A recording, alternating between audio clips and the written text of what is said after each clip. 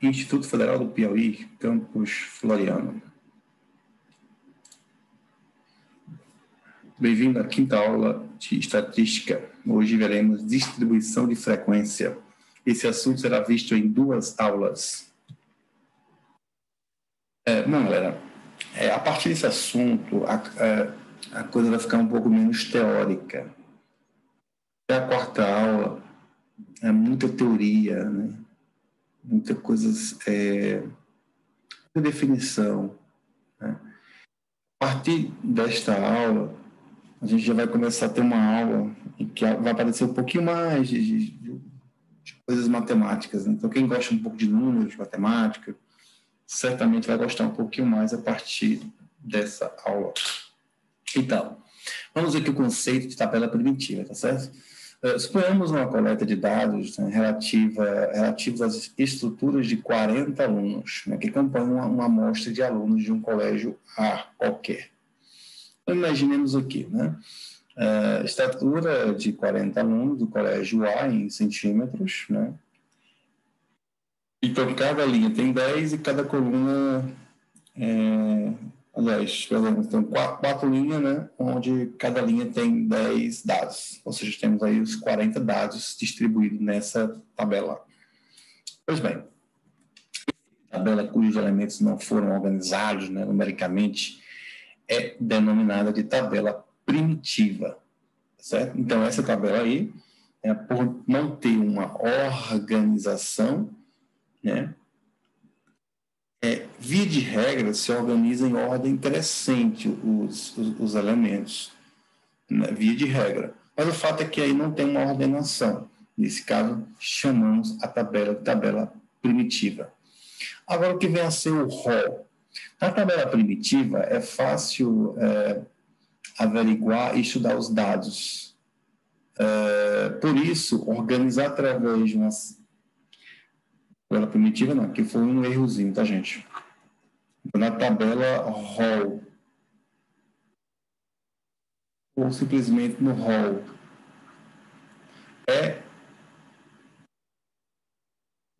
de fato está correto. Na tabela primitiva é difícil, de fato é difícil averiguar e estudar os dados. Né? Por quê? Porque eles não estão organizados. É complicado você saber lá qual que tem maior estatura, menor estatura, ou ver quais estaturas que mais aparecem, né, que mais ocorrem. Então, a partir do momento você pega a tabela, né? A tabela primitiva, né? Que não tem uma organização, né? E passa a dar uma ordenação para ela, ou seja, você ordena ela, ela passa a receber o nome de rol, né? No caso aqui, especificamente, veja que foi ordenado, né? Veja que ela está em ordem crescente, né?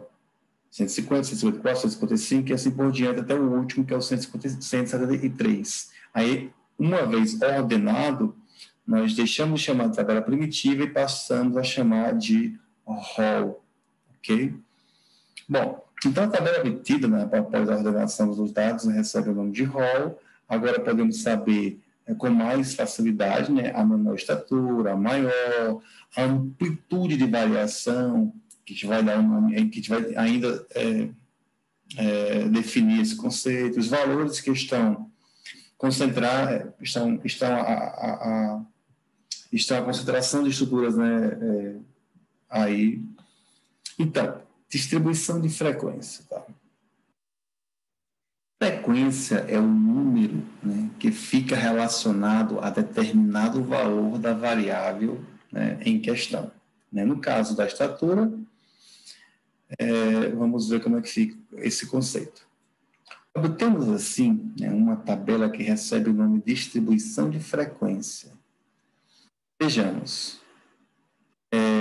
Quando os dados estão organizados em uma distribuição de frequência, né, são comumente denominados dados agrupados. Então, veja, para que a gente coloque uma forma de distribuição de frequência, os dados passam a ser agrupados.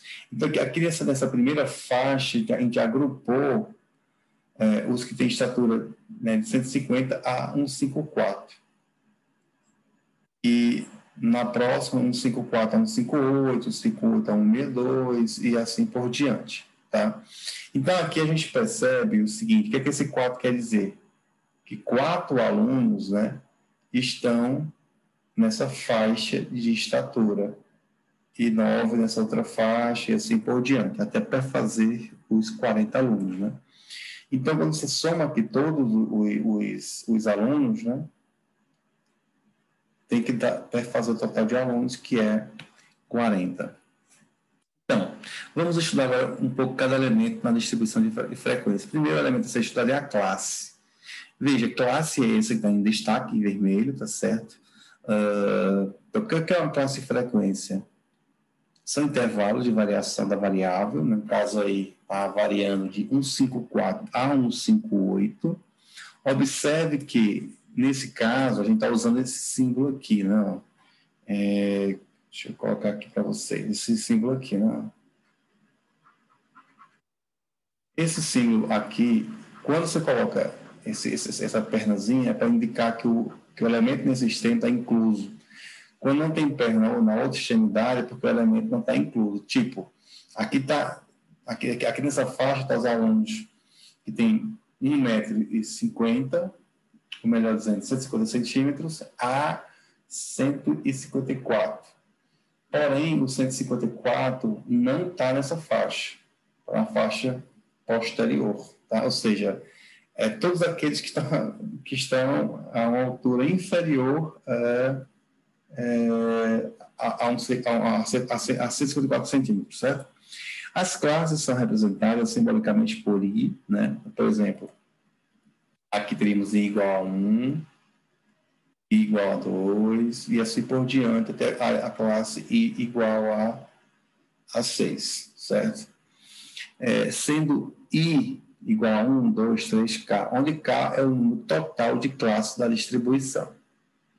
Bom, o intervalo, como a gente acabou de mencionar aqui, né, ele se encontra na classe, na segunda linha, que é a classe 2, né, ou seja, I igual a 2, certo? Como a distribuição formada de 6 classes, podemos afirmar que K é 6. K representa o número de classes. Limites de uma classe. Denominamos limites de classe os extremos da classe. Nessa classe que está selecionada, os extremos é 154 e 158. Então, esses são os limites. O primeiro é chamado limite inferior e o último limite superior. Então, o limite inferior da classe é o menor número, né? Vamos chamar ele de Lzinho I, e o maior de Lzão I, certo? Seria o limite superior. Na segunda classe, por exemplo, né, que está selecionado, nós temos o limite inferior, o L2, 154, e o limite superior, o Lzão 2, 158. Qual o conceito agora de... Só para concluir aqui, os intervalos de classe devem ser escritos de acordo com a resolução 1886/66 do IBGE, em termos de quantidade até... Bom, e aí o símbolo empregado para isto é esse símbolo aqui, uma forma já foi visto anteriormente, né? Onde é inclusão no limite inferior e exclusão no limite superior, certo? No caso, 158, né? Ou seja, um aluno que tem 1,58 m, ele não se encontra na classe 2, e sim na classe 3, porque o 158 é o limite superior e ele está excluso, né, dessa faixa. A amplitude de uma classe. A amplitude de uma classe, né, nada mais é que a diferença entre o limite superior e o limite inferior.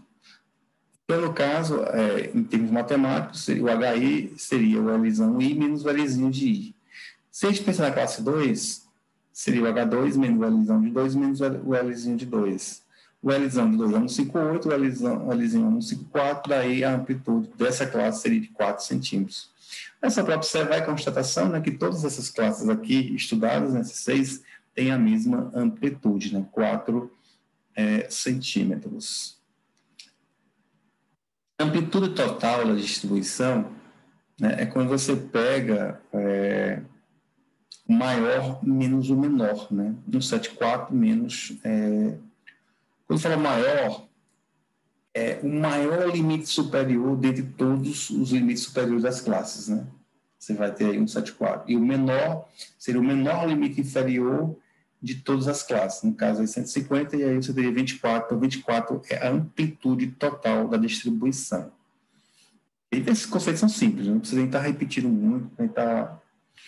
amplitude amostral, né? AA. É a diferença entre o valor máximo e o valor mínimo da amostra. O valor máximo, aí no caso aí seria o 173, e o valor mínimo seria 174. Observe que a amplitude total da distribuição jamais coincide com a amplitude amostral. A amplitude amostral... Bom, o que vem a ser ponto médio de uma classe? Né? Ponto médio de uma classe, né,